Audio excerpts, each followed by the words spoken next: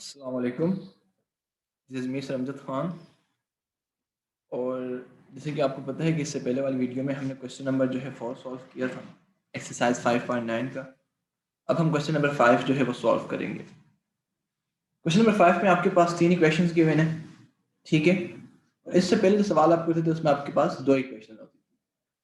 तो इसमें आपने क्या करना है, इसमें आपने ये करना है कि आप पहले जो शुरू की 2 इक्वेशन है, ठीक है, आप पहले उसमें एचसीएफ फाइंड करेंगे, यानी उसमें डिवीजन मेथड करके जीरो के बराबर उसको करेंगे, ठीक है। जीरो आंसर लाना पड़ेगा आपको, और उसका जो एचसीएफ होगा उससे फिर आप तीसरी इक्वेशन है इसको भी आप डिवाइड करके आपका एचसीएफ जो है, आपकी जब वैल्यू जीरो आ जाएगी तो आपका उधर एचसीएफ आपके पास आ जाएगा। करना क्या है देखें जरा, सोल्यूशन लिखें, ठीक है। अब यहाँ पे हमारे पास जो क्वेश्चन नंबर 5 है उसमें देखो, पहली इक्वेशन है y square plus y minus two, उसके बाद एक कॉमा, फिर दूसरी इक्वेशन है y square plus 3y plus का टू, फिर है कॉमा, फिर है तीसरी equation y cube plus 2y square plus y plus to.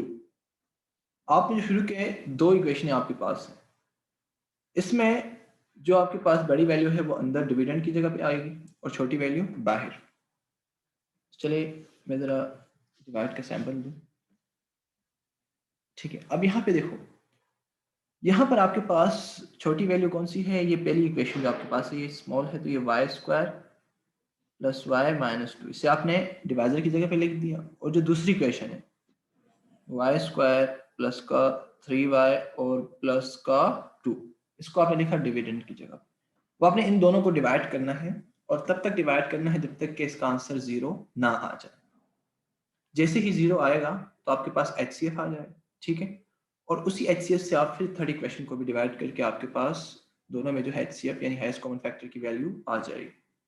अब वही डिवीजन मेथड के अंदर हर स्टेप में हम तीन जो मेथड करते हैं, तीन तरीके होते हैं, वो मैं आपको दोबारा रिपीट कर रहा हूँ। हर स्टेप में आपने तीन काम करने हैं, डिवाइड, मल्टीप्लाई, सब्ट्रैक्ट।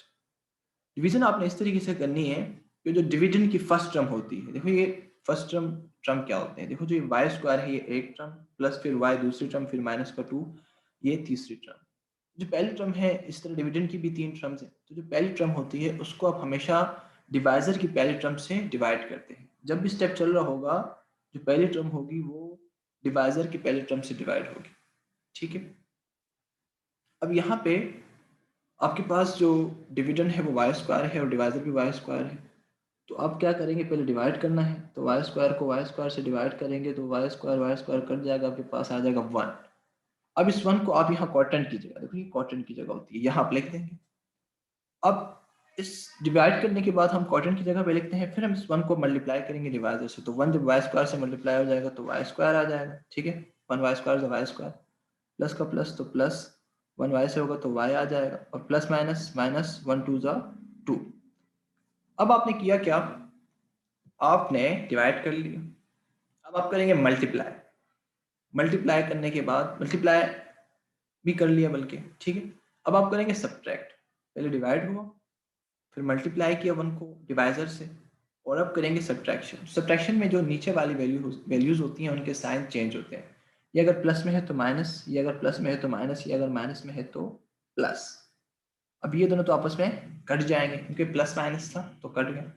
यहाँ पर प्लस का 3y है और माइनस का y है, ठीक है। तो जब प्लस का 3y से माइनस का y जाएगा तो क्या बच जाएगा, प्लस का 2y बच जाएगा, क्योंकि साइन हमेशा बड़ी वैल्यू का होता है, ठीक है। और 3 में से 1 गया, देखो y के कोएफिशिएंट में कुछ नहीं है तो 1, 3 में से 1 गया तो 2 बच गया, ठीक है। तो यहाँ पे मैं लिख देता हूँ, यहाँ पे मेरे पास आ जाएगा 2y, ठीक है। और देखो अब ये प्लस प्लस, ये प्लस का 2 है और ये भी प्लस का 2 है, तो ये हो जाएगा, दोनों ऐड हो जाएंगे तो ये हो जाएगा प्लस का 4, ठीक है। अब मुझे क्या करना है, ये डिवाइड कर लिया मैंने, अब मैं इसमें कॉमन लूंगा, कॉमन ले लेता हूँ मैं, ठीक। तो मैं अगर इसमें कॉमन ले लूँ, देखो दोनों टर्म्स के अंदर 2 कॉमन आ रहा है, यहाँ पे प्लस जो हमारे पास रिमाइंडर है इसमें देखो पहले टर्म 2y है प्लस 4 है, दोनों में 2 कॉमन आ रहे हैं, मैं 2 को कॉमन ले लूंगा, तो पहली टर्म में मेरे पास y बच जाएगा प्लस 2 2 4, तो यहाँ पे आ जाएगा 2। अब जब हमेशा याद रखना, जब आप डिवीजन मेथड में कॉमन लेते हैं तो आप उसको निगलेक्ट कर लेते हैं, जो आप कॉमन, जिस चीज़ को आप कॉमन लेंगे वो आप निगलेक्ट करेंगे, तो आप लिखेंगे 2 इज निगलेक्ट, ठीक है। निगलेक्ट का मतलब होता है ख़त्म निकल गया, अब उसका कोई काम नहीं है। अब आपके पास जो y+2 आया, क्योंकि तो 2 को आपने निगलेक्ट कर लिया, ख़त्म कर लिया, वो निकल गया, ठीक है, इसको हमने बाहर कर दिया। अब y+2 है आपके पास। अब आपने क्या करना है, अच्छा ये जो 2 कॉमन लेते हैं उसको निगलेक्ट हम करते हैं, ये क्यों करते हैं? ये हम इसलिए करते हैं कि अब उसको कोई काम नहीं है, किस में डिवीजन होती है और अब उस 2 को कोई काम नहीं है, हम उसको दोबारा मल्टीप्लाई तो करेंगे नहीं, तो अब जब हमने कॉमन लिया है तो वो किसी वजह से लिया, ठीक है। अच्छा अगर आपको निगलेक्ट करने में मसला आ रहा है, निगलेक्ट समझ नहीं आ रहा, तो आप एक दूसरी काम भी कर सकते हैं, आप इसको डिवाइड बाय 2 भी कर सकते हैं। अगर आप इसको डिवाइड बाय 2 करते हैं, मिसाल के तौर पर आप लिखते हैं डिवाइड बाय 2, और किसको आप डिवाइड बाय 2 कर रहे हैं, 2y+4 को, ठीक है। तो आप जब डिवाइड बाय 2 करेंगे तो आप 2y/2 लिख देंगे प्लस 4/2, तो 2 × 2 2 आ जाएगा, और 2 से 2 कैंसिल, तो क्या बच जाएगा, y+2 बच जाएगा, ठीक है। आप ये भी कर सकते हैं, लेकिन निगलेक्ट का तरीका भी कॉमन है, कोई मसला नहीं है, रूल है। अब आपने ये जो y+2 आपके पास बचा है, ठीक है, अब इस y+2 से आप ये जो डिवाइजर में जो इक्वेशन है y² + y-2, इसको डिवाइड करेंगे दोबारा, ठीक है, क्योंकि आपने HCF क्या लाना है, आपने जो इसका आंसर लाना है वो 0 लाना है, तो तभी आपका HCF आएगा। तो चलिए करते हैं, अब इस y² + y-2, जो वहाँ पर डिवाइजर था वो यहाँ पे क्या हो गया, डिविडेंड हो गया, और जो यहाँ रिमाइंडर y+2 आया, इसको मैं डिवाइजर की जगह पे लिख देता हूँ, ठीक है, लिख दिया मैंने। अब करना क्या है, अब आपने करना ये है, अब आपने दोबारा उसी तरीके से डिवीजन का, जो डिवीजन का मेथड होता है वो करना है आपने, ठीक है। तो चलो वो स्टार्ट करते हैं। अब जो डिविडेंड है उसकी पहली टर्म y² है, और जो डिवाइजर है उसकी पहली टर्म y है, तो चलो y² को डिवाइड करेंगे y से, y की पावर 2 से y की पावर 1 जाएगा, तो क्या बच जाएगा, y की पावर 1। अब इस y की पावर 1 को मैं यहाँ क्वोटिएंट की जगह पे लिख दूंगा, और अब डिवाइड हो गया, अब मल्टीप्लिकेशन होगी, तो y जो है y+2 से मल्टीप्लाई होगा, y से देखो प्लस प्लस प्लस, और y से मल्टीप्लाई हो जाएगा तो y² हो जाएगा, प्लस प्लस प्लस, और y2 से मल्टीप्लाई हो जाएगा तो ये हो जाएगा 2y। अब मल्टीप्लिकेशन हो गई, अब होगी सब्ट्रैक्शन। सब्ट्रैक्शन में हमेशा नीचे वाली वैल्यूज के साइन चेंज हो जाते हैं, इस तरह y² प्लस कहें तो ये माइनस में, ठीक है। देखो प्लस साइन को हम शो नहीं करते, लेकिन आपको समझ जाना है कि भाई यहाँ पर प्लस जो है वो मौजूद है, ठीक है। अब प्लस साइन माइनस में, इस तरह प्लस साइन माइनस में, ये दोनों आपस में कैंसिल, और ये यहाँ पर देखो माइनस का 2y है और प्लस का y है, तो यहाँ पे मेरे पास क्या बचेगा, प्लस का y बचेगा, क्यों, क्योंकि माइनस की, नहीं माइनस का y बचेगा, प्लस का y नहीं बचेगा, हाँ यहाँ पे बचेगा माइनस का y, क्योंकि साइन बड़ी वैल्यू का रहता है, इसी कोएफिशिएंट में 1 था तो 2y से y गया तो एक y बचा, और माइनस साइन के साथ बचा, ठीक है। यहाँ पे मेरे पास माइनस का y बचा, और उसके बाद जो है, जो दूसरा है वो मेरे पास क्या है, -2, तो वो अपनी जगह आ जाएगा, ठीक है भाई। अब मैं क्या करूँगा, अब मैं दोबारा से वही डिवीज़न मेथड करूँगा, ठीक है, और उसी तरीके से 3 स्टेप, जो हर स्टेप में जो 3 काम करते हैं, डिवाइड मल्टीप्लाई सब्ट्रैक्शन, वो दोबारा करूँगा। तो देखो पहली टर्म मेरे पास -y है, तो -y जो है उसको डिवाइड करेंगे किससे, y से, y से y कैंसिल, मेरे पास माइनस का 1 रह जाएगा। अब ये माइनस का 1 हम क्वोटिएंट की जगह लिख देंगे, लिख दिया। अब इस -1 को मुझे मल्टीप्लाई करना है इन दोनों टर्म्स से, तो माइनस का 1 जब प्लस y से मल्टीप्लाई होगा तो माइनस प्लस माइनस, और 1 y ज़ा y, इस तरह माइनस प्लस माइनस, और 1 2 ज़ा 2। अब मल्टीप्लिकेशन हो गई, अब होगी सब्ट्रैक्शन। सब्ट्रैक्शन में नीचे वाली वैल्यूज के साइन चेंज होते हैं, अगर ये माइनस में है तो प्लस में है, अगर ये माइनस में तो प्लस में, तो ये दोनों आपस में कैंसिल, ये दोनों आपस में कैंसिल, मेरे पास आ गया 0। इसका मतलब मेरा जो HCF है वो y+2 होगा, तब होगा जब थर्ड इक्वेशन कोमे के बाद वाली, यानी y³ + 2y² + y+2, ये इस y+2 से डिवाइड हो। अब हम क्या करेंगे, हम लिखेंगे नाउ वी टेक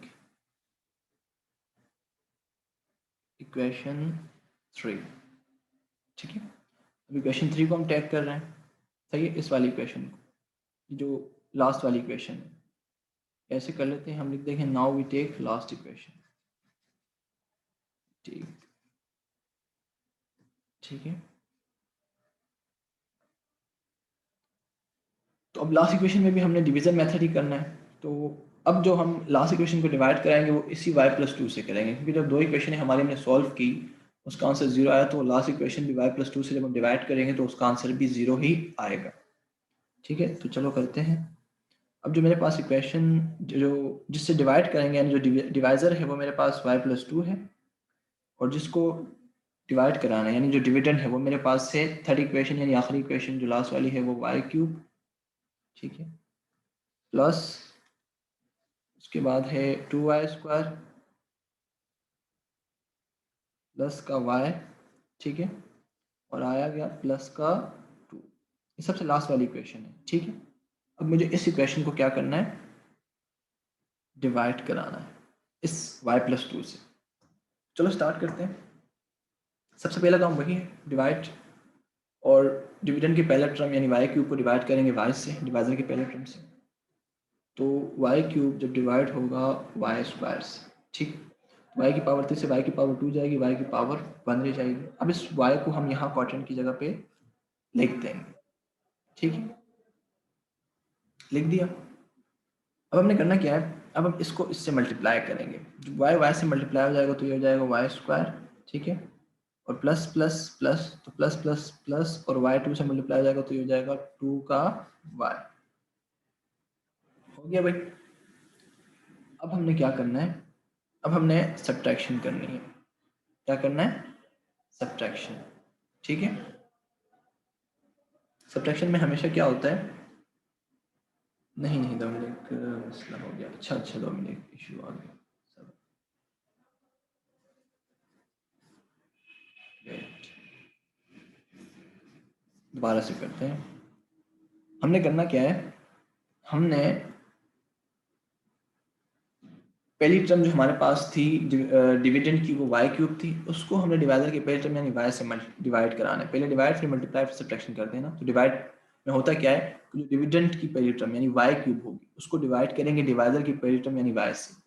तो जब y³ डिवाइड होगी y से, तो y की पावर 3 से जब y की पावर 1 जाएगा तो y की पावर 2, कट गए ना, y की पावर 3 से y कट गया, y की पावर 1 तो y की पावर 2 बचा। अब इस y की पावर 2 को हम क्वाड्रेंट की जगह यहाँ पर लिख देंगे। अब हम इस y² से इनको मल्टीप्लाई करेंगे। ठीक है, थोड़ी मिस्टेक की थी हमने। अब y² जो है इससे मल्टीप्लाई होगा, डिवाइड हो गया, अब मल्टीप्लिकेशन, तो y² y से मल्टीप्लाई हो जाएगा तो ये हो जाएगा y³, ठीक है, और प्लस प्लस तो प्लस है, इस तरह प्लस प्लस प्लस, और y² जब 2 से मल्टीप्लाई हो जाएगा तो ये हो जाएगा 2y²। अब होगा सब्ट्रैक्शन, डिवाइड हो गया, मल्टीप्लाई भी कर लिया, अब सब्ट्रैक्शन है। ठीक है, देखो ये प्लस में था तो माइनस, ये भी प्लस में था तो माइनस, ये दोनों आपस में कैंसिल, ये दोनों आपस में कैंसिल हो गए।